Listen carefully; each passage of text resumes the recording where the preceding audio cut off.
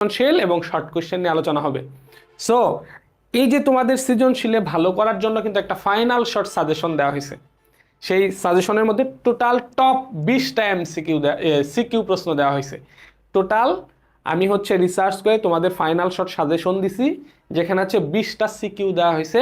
সেই সিকিউ এর পিডিএফটাও কিন্তু লিঙ্কে দেওয়া থাকবে, বা চ্যানেলে ভিডিও আপলোড করা আছে, নিচে লিঙ্ক দেওয়া আছে। সেই লিঙ্কে ঢুইকা সেই 20টা সিকিউ প্রশ্ন সংগ্রহ করে দ্রুত একটু পড়া তারপরে ঘুমায় পরীক্ষা দিও, দেখবা সবকিছু কমন থাকবে ইনশাল্লাহ। সো আজকের কম্প্যাক্ট যে লেকচার, একটা লেকচার মাধ্যমে পুরো বই আমরা শেষ করে ফেলবো। আর দেরি না, আমরা শুরু করি। চলো, আল্লাহ তাআলার অশেষ রহমতে আল্লাহর নামে শুরু করতেছি ইনশাআল্লাহ। সো প্রথমে আমরা প্রথম অধ্যায় পড়ব। প্রথম অধ্যায় হলো জীবন পাঠ।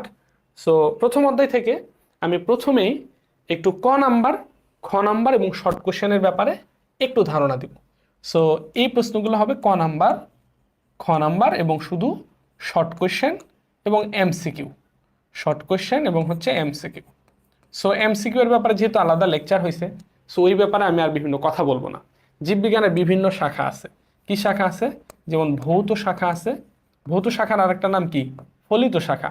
ভৌত শাখা আছে এবং ভৌত শাখার আরেকটা নাম মৌলিক শাখা, রাইট? আর ভৌত শাখা আর কি ফলিত শাখা।